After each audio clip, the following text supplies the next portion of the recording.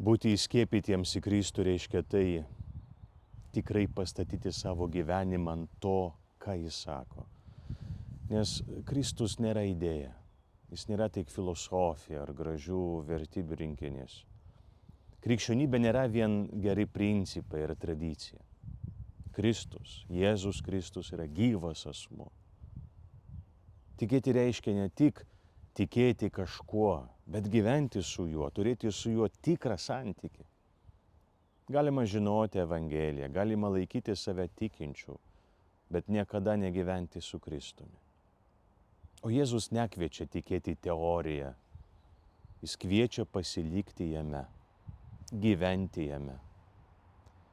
Kaip šakelė gyvena ne pati iš savęs, bet iš vynmedžio syvų. Taip ir žmogus tik tada iš tikrųjų gyvena, kai jo gyvenimas yra sujungtas su Kristumi. Todėl tikėjimas nėra tik pareigos, maldos ar taisyklės. Tikėjimas tai santykis su Jėzumi. Santykis, kuriame žmogus klausosi, kalba, ieško, pasitikė, mokosi gyventi kartu su Jėzumi kasdienybėje. Kai jis sako atleisk ir tu bandai atleisti, nors viduje pilna pykčio. Kai sako nebijok ir tu renkiesi pasitikėti, nors visko nesupranti. Kai sako mylėk savo priešą ir tu stengiesi neatsakyti blogiui į blogį. Kai sako tarnauk ir tu nustoji gyventi tik dėl savęs. Tai nėra moralė, tai gyvenimas su juo. Būti įskiepytiems į Kristų reiškia pamažu nustoti tikėti, kad mano emocijos, impulsai ar ego yra tiesa. Nes dažnai tai, ką jaučiu, neveda į gyvenimą.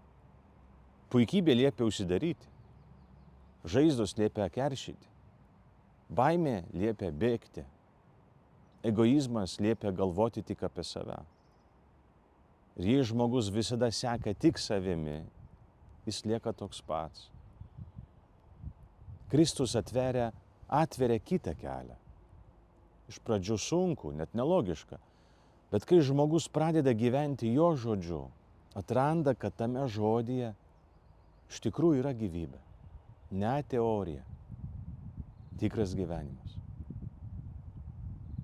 Jis tada pamažu jo gyvenimas pradeda tekėti tavyje, kaip syvai teka vynmedžio šakelėse.